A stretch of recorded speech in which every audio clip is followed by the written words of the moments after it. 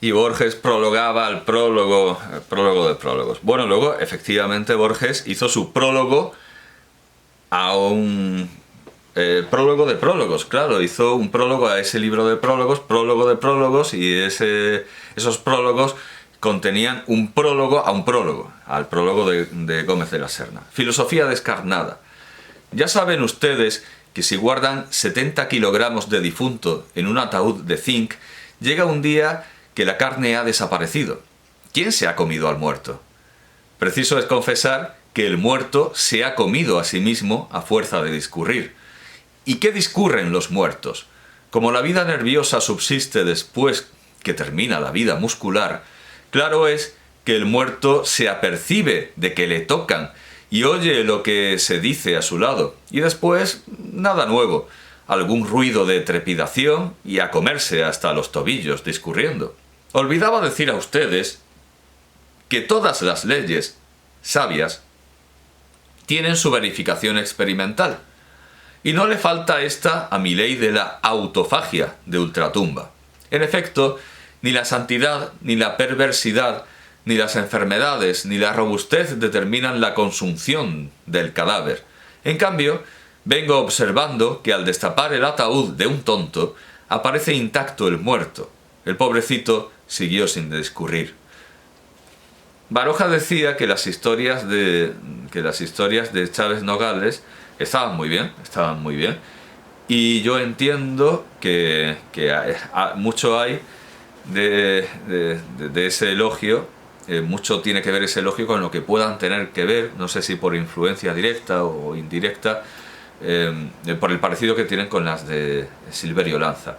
El último cuento es antropomorfía. Por una vez las mayúsculas tienen tilde. Antropomorfía. Los animales del paraíso celebraron una reunión y, como tenían la seguridad de que todos respetarían el derecho ajeno, se pasaron sin presidente, y como ninguno habría de negar lo ocurrido, tampoco nombraron secretario. Actuó de ponente un oso y dijo así: «Señores animales, con disgusto vimos que Dios hiciese con las sobras de los materiales con que formó lo existente ese animal que se llama hombre, pero fue mayor nuestra pena cuando vimos a la mujer. Esa pareja estúpida es enemiga de la naturaleza, con que ya es enemiga de Dios. Se creen superiores a nosotros, siendo así que jamás podrían vencernos si no emplean las malas artes de Luzbel. Huyen de nuestro trato si éste no les sirve de homenaje, y en resumen, son incompatibles con nosotros en el paraíso». Muestras de aprobación. El dado está lanzado. El orador se detiene para observar el efecto que produce su erudición, pero nota que no produce ningún efecto, y continúa así: «Ah, señores animales de los tres sexos, es bien fácil quitarnos esa molestia, y nuestra labor se reduce a conseguir que la pareja humana coma el fruto del árbol del bien y del mal. ¿De qué manera lo conseguiremos? Así: decidle al hombre que lo coma, y no nos hará caso, porque ya habéis visto que el hombre es tan indolente que ha permanecido ocioso mientras no ha tenido la compañía de la mujer. Recordad a esta que hay algo que la está vedado, es el laísmo, que la está vedado, es gramaticalmente un sinsentido, que hay una voluntad superior a la suya y se rebelará contra ese mandato y comerá el fruto prohibido. Pero ¿quién se acerca a la feroz mujer que envidia de nosotros las rizadas plumas, o las sedosas pieles, los dulces trinos y la fuerza bruta? Tal atrevimiento solo pudiera realizarlo la culebra. ¿Convenís conmigo? Aprobado. Un mono interrumpiendo: «Y yo no podría». El león: «Calle el lujurioso animal que más se parece al hombre», y que conteste la aludida. La culebra: «Yo, señores, es favor que ustedes me hacen, pero, en fin, por más que aquí hay otras señoras como la zorra y la ardilla, que también el buitre. Culebra, no seas mujer y vete a cumplir tu encargo». Y ella marchóse luciendo los anillos de su piel como si fuese moza con pendientes, sortijas y brazaletes. Cuando la pareja humana salió expulsada del paraíso, hizo Eva su programa, diciéndole a Adán: «Va, trabaja y comeremos». Comprendió la mujer que había sido vencida por la culebra y la odió, pero procuró imitarla para conseguir sin riesgo su victoria, y avanza silenciosamente, se enrosca para ocultarse, se pone erguida cuando se la molesta y se quita la camisa en cuanto encuentra ocasión. Esto es de Artuña, de 1893.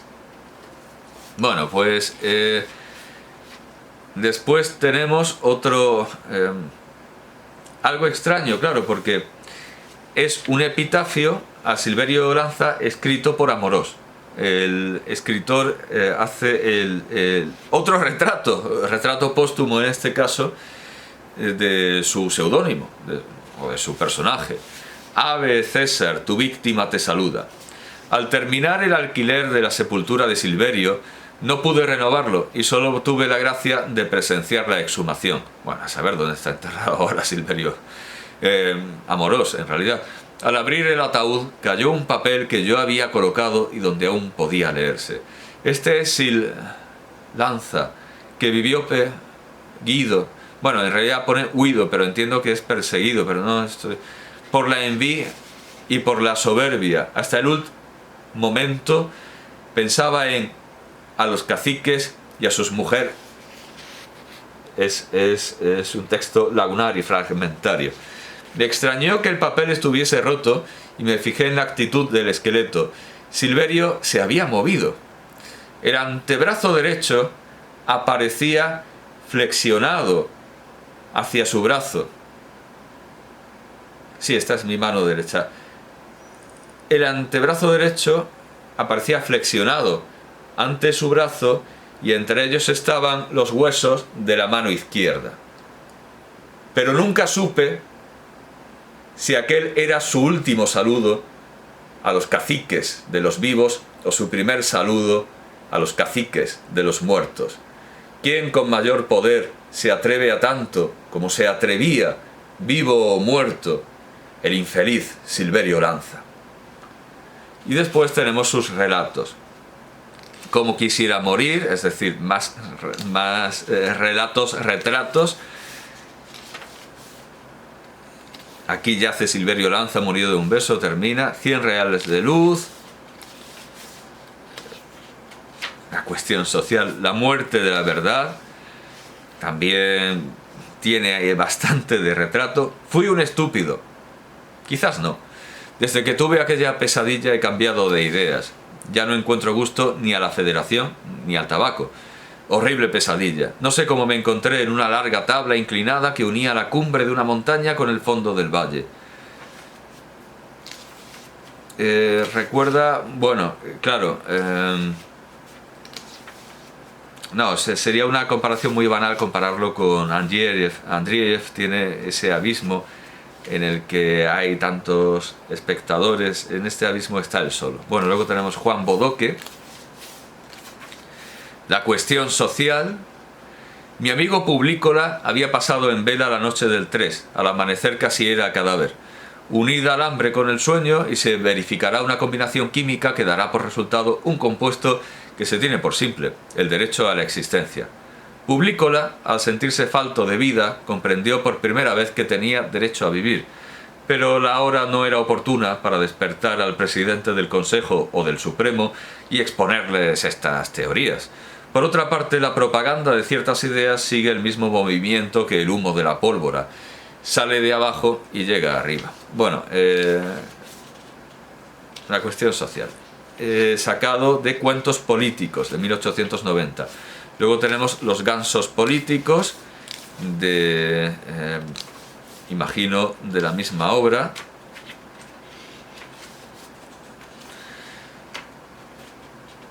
Buen papel, por cierto.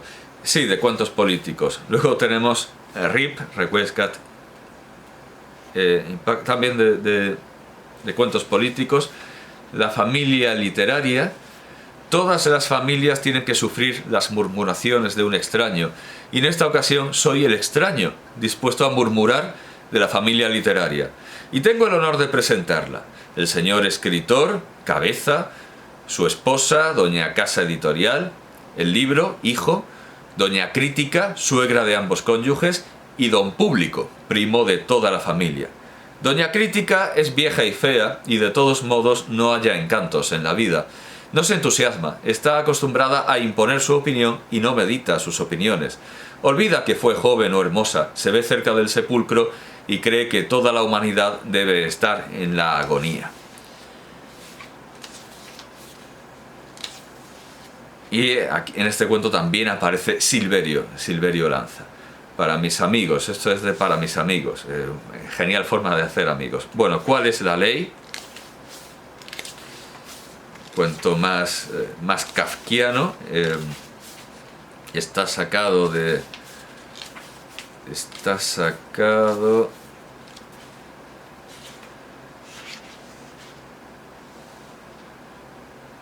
Bueno, quiero leer este pasaje. Me acosté alabando a Confucio y me dormí sin rezar por el abuelito de María, mientras ésta rezaría por mi madre. Ya lo dijo el gran pensador cristiano, que no es mucho durar mucho en la oración, cuando es mucha la consolación. Lo mucho es que cuando la devoción es poca, la oración sea mucha.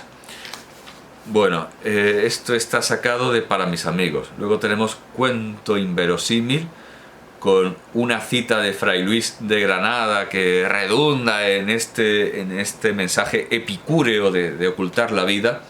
Confúndete, pues cuando te honran sin merecerlo, confúndete pues cuando te honran sin merecerlo y procura hacer verdad lo que de ti creen los otros. Y cuando lo merecieses, da la gloria a Dios que te dio aquello porque te honran. Fray Luis de Granada. Y la siguiente cita es: Antón Perulero, cada cual atienda a su juego, y aquel que no atienda pagará una prenda. Bueno, este cuento inverosímil está sacado de Para mis amigos, también.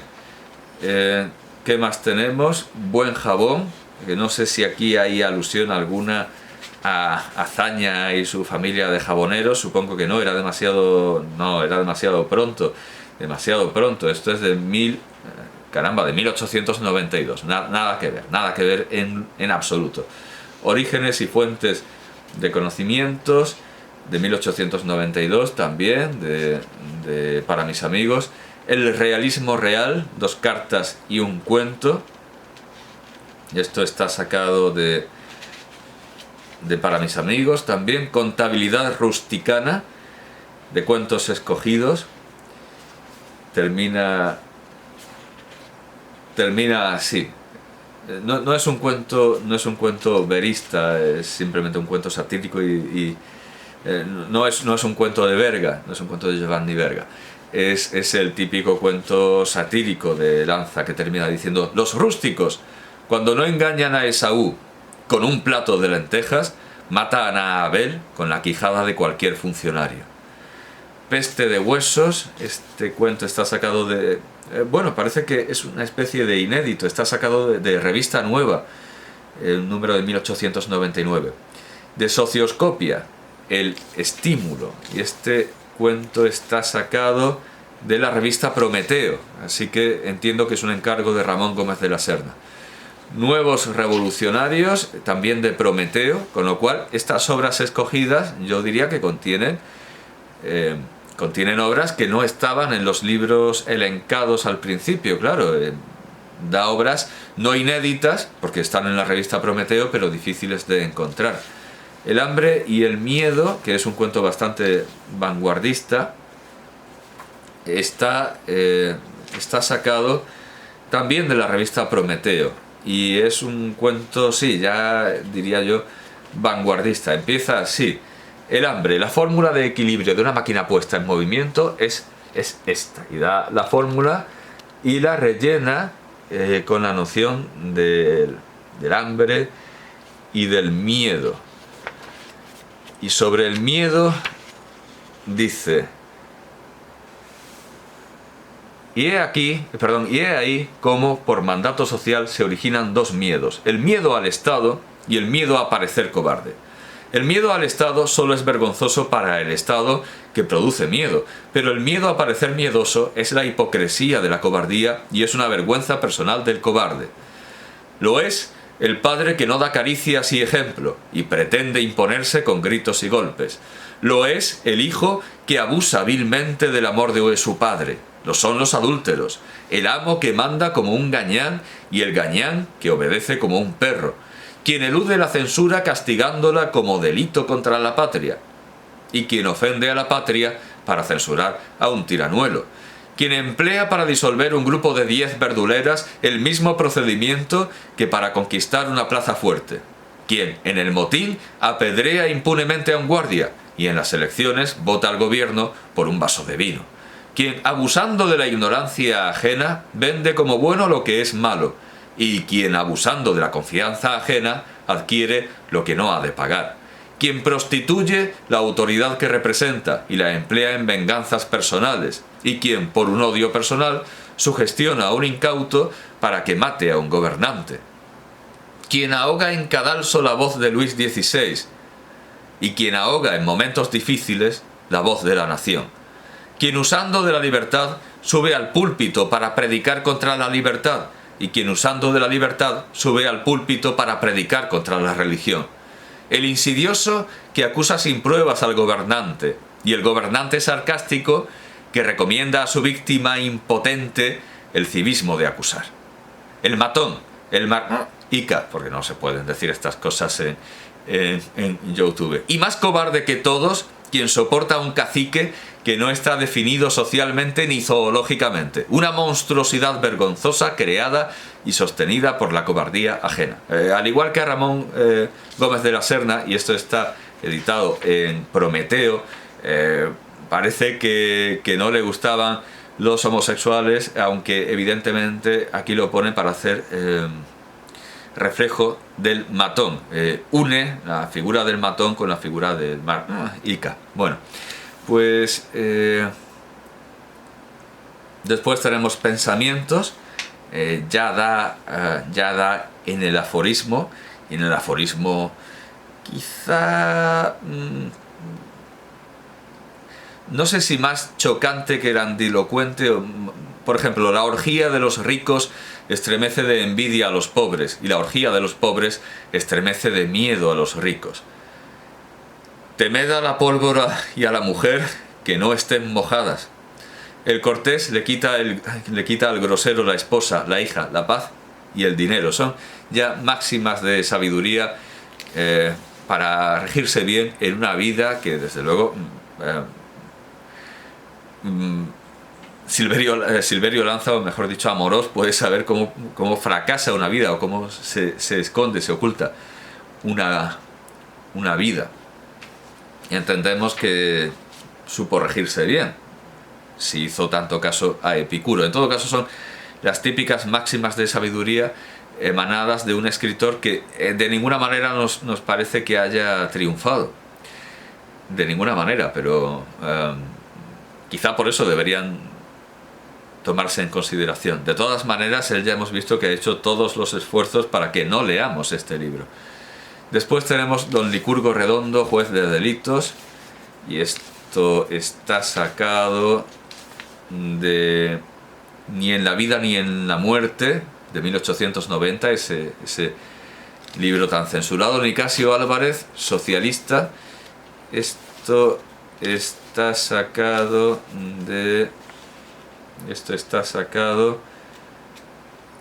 es más largo de lo que yo recordaba, de noticias biográficas. Bueno, vale, es un fragmento. Sí, es un fragmento narrativo de noticias biográficas acerca del excelentísimo señor Marqués del Mantillo, de 1889. Después se afirma el hecho. Esta pieza está sacada del diálogo está sacada de Artuña. Es un fragmento de Artuña, de 1893. Pero la ley es inexorable, y esta pieza está sacada de Artuña también. Esto ya son fragmentos de obras. Y luego tenemos Antropomorfía. Estas son las obras selectas, es la obra selecta de Silverio Lanza en Alfaguara, que yo creo que sirve bastante bien para darse cuenta de que Silverio Lanza sí tiene obra. Esto no es una broma, no es un ladrillo, no es uno de esos libros que se venden como Lo que sé de las mujeres, y el libro está en blanco. Bueno, hay una obra de Silverio Lanza. No es una broma de Borges, ni de Ramón Gómez de la Serna. No es una cadena infinita de prólogos para una obra que no existe.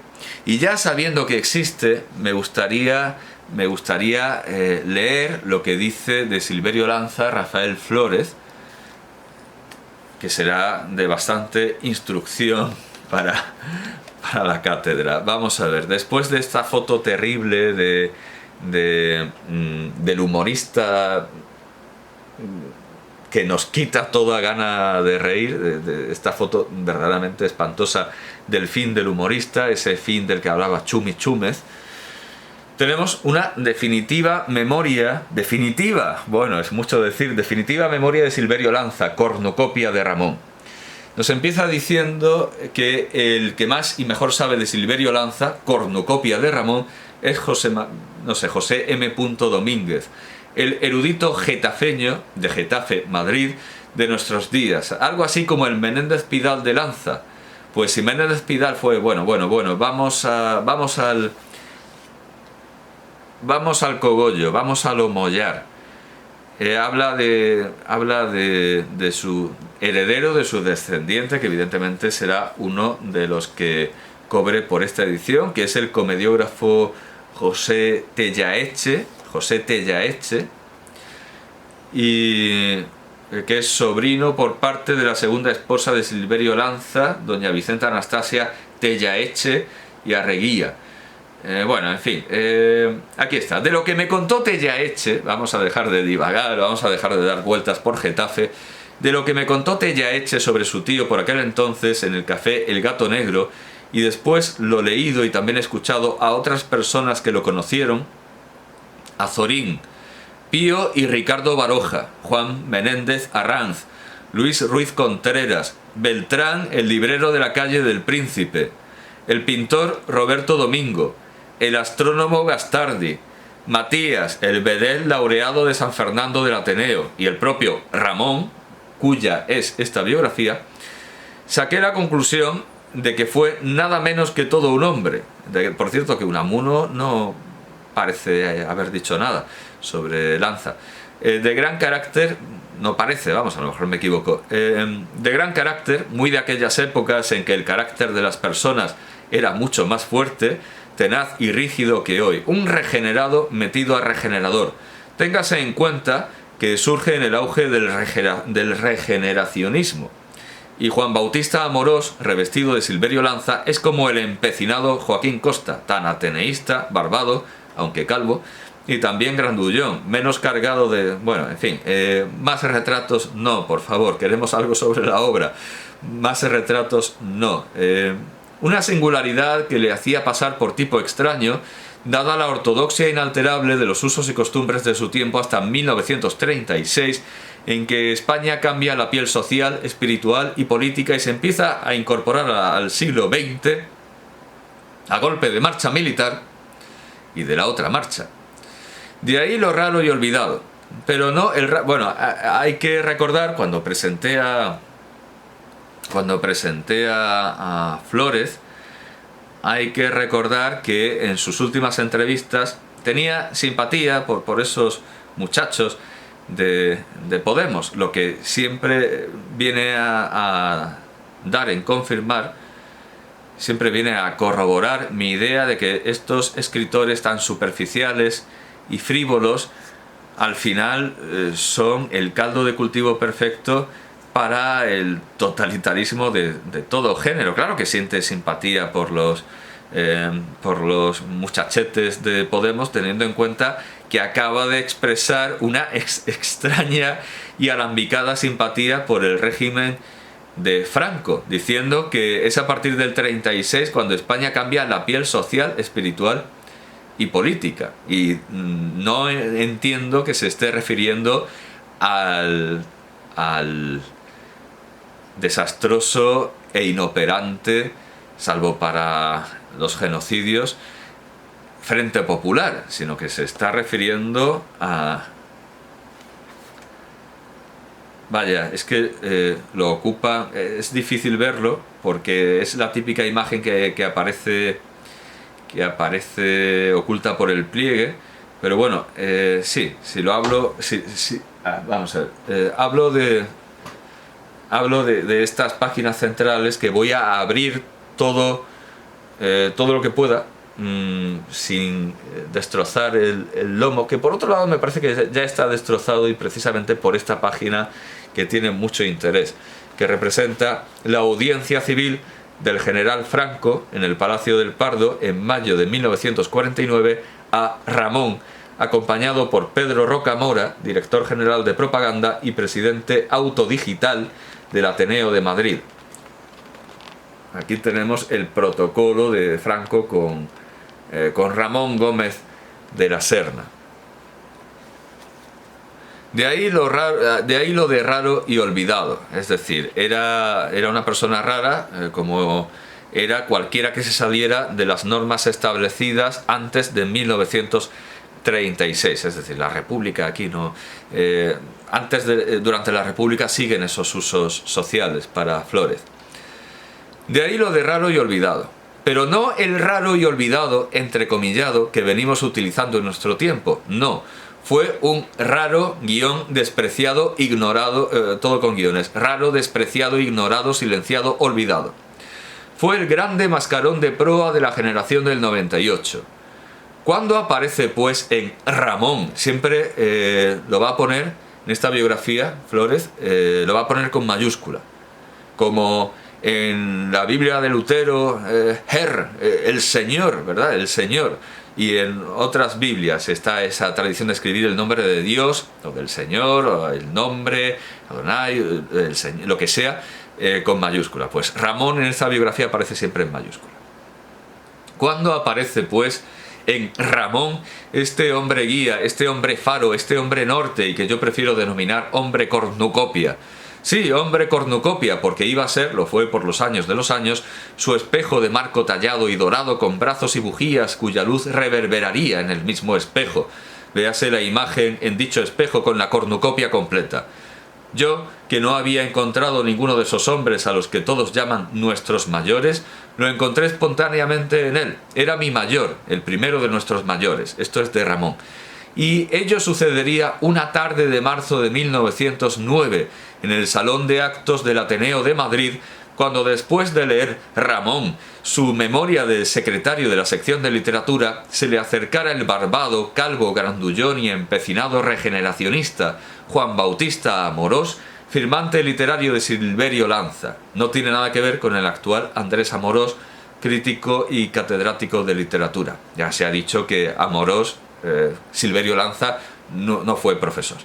Ramón tenía 21, no fue catedrático. Ramón tenía 21 años de edad y se siente honrado con aportar desde aquel instante la firma de Silverio Lanza a su revista familiar amiguista Prometeo, de donde ya hemos visto que proceden textos importantes y sólidos. Prometeo, 1908-1912, en cuyo número 5 aparece su primer artículo, marzo de 1909, titulado De socioscopia, el estímulo.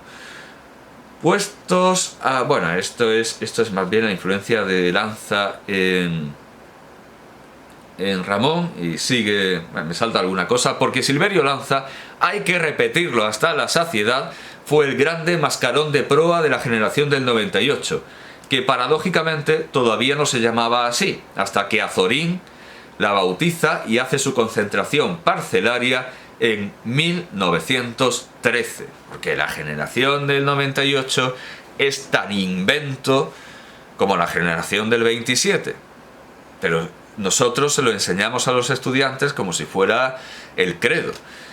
Bien, es verdad que una vez más ante el tema de las generaciones, ninguno de los enlatados en la azoriniana generación del 98 se consideraba integrante de la misma, aparte de su tardía denominación y parcelación. Es decir, Silverio Lanza se murió en 1912 sin saber que era tal mascarón de tal generación, que podía haber recibido otros nombres, como los de generación finisecular, generación del desastre, generación reformista española. Claro que esto último parece más bien el nombre de un partido político, al uso o al desuso. No solo Azorín los enlató por su cuenta y riesgo, como conservas en aceite vegetal y sal, Project Project of Spain, sino que les quiso colocar la etiqueta en inglés, como lo hizo después en algunas de sus obras, Old Spain, Brandy mucho